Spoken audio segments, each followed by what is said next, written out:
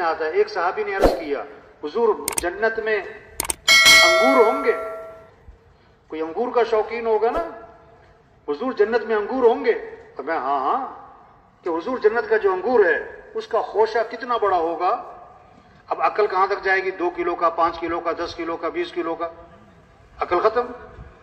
آپ صلی اللہ علیہ وسلم نے فرمایا جنت کا جو انگور ہے اس کا خوشہ پتہ کتنا بڑا ہے؟ کوا اڑے سیدھا، نہ دائیں جائے نہ بائیں جائے، 1 ہفتہ، 2 ہفتے، 3 ہفتے، 1 مہینے تک کوا اڑتا اڑتا اڑتا اڑتا جہاں تک پہنچے گا اتنا بڑا جنت میں انگور کا خوشہ ہوگا۔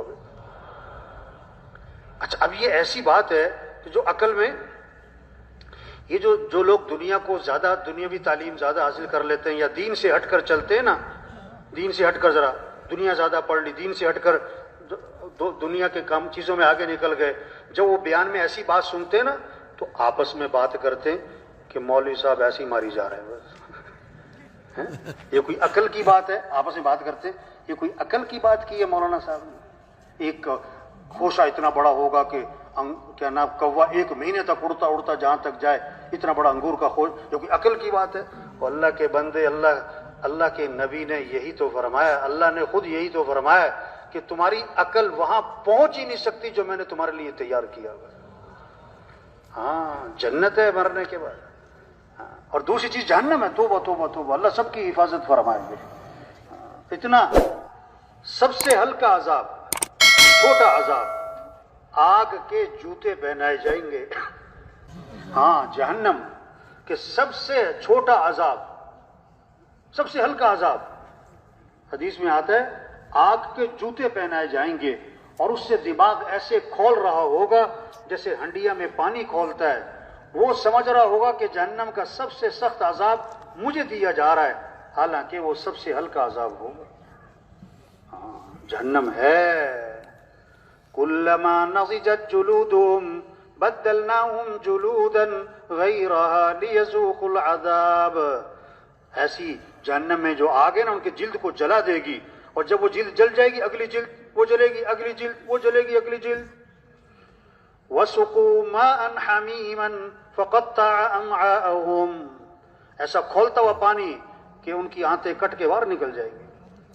وَإِن يَسْتَغِيثُوا يُغَاثُوا بِمَاءٍ كَالْمُهْلِ يَشْوِي الْوُجُوهَ بِئْسَ الشَّرَابُ وَسَاءَتْ مُرْتَفَقًا، پانی مانگیں گے جہنمی، ایسا کھولتا ہوا پانی پلایا جائے گا کہ وہ پانی کی حرارت تپش سے چہرہ بھن جائے گا ان کا۔ بھائی جنت ہے، جہنم ہے، قیامت ہے، مرنے کے بعد اٹھنا ہے، ایسی باتیں نہیں ہیں۔ القارعۃ ما القارعہ، سارا قیامت کا تذکرہ ہے۔ الحاقۃ ما الحاقہ، قیامت کا تذکرہ۔ اذا زلزلت الارض زلزالها واخرجت الارض اثقالها وقال الانسان ما لها، یہ قیامت کا تذکرہ ہے۔ اذا وقعت الواقعہ، قیامت کا تذکرہ۔ اذا الشمس كورت، قیامت کا تذکرہ۔ اذا السماء انفطرت، قیامت کا تذکرہ۔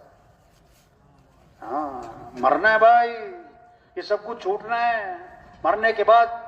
اس کے بعد اللہ کے سامنے کھڑے ہونا ہے۔ عبداللہ بن عمر رضی اللہ عنہ جب اس آیت پر پہنچے تو رو پڑے، یوم یقوم الناس لرب العالمین، وہ دن آنے والا ہے کہ سارے کے سارے لوگ اللہ کے سامنے کھڑے ہوں۔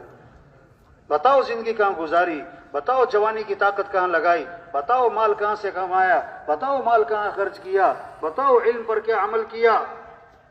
ان السمع والبصر والفؤاد کل اولئک کان عنہ مسئولا، آنکھیں اللہ نے دی ہیں، اللہ پوچھیں گے آنکھیں کہاں استعمال کی تھی، یہ زبان دی ہے پوچھا جائے گا، کان دیے پوچھا جائے گا، ہاتھ پاؤں پوچھا جائے گا، یہ کہاں استعمال کر کے آئے ہو، ہمارا نہیں ہے۔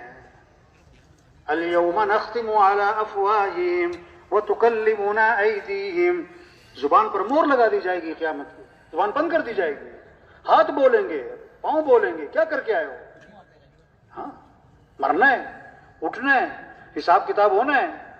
قل بلا وربی لتبعثن ثم لتنبؤن بما عملتم، اللہ فرما رہے ہیں کہ اے محمد صلی اللہ علیہ وسلم ان کو بتا دیں، مجھے میرے رب کی قسم तुम मरने के बाद दोबारा जरूर भी जरूर उठाए जाओगे और अलबत्ता जरूर भी जरूर तुम्हें बताया जाएगा कि तुम क्या करके आए।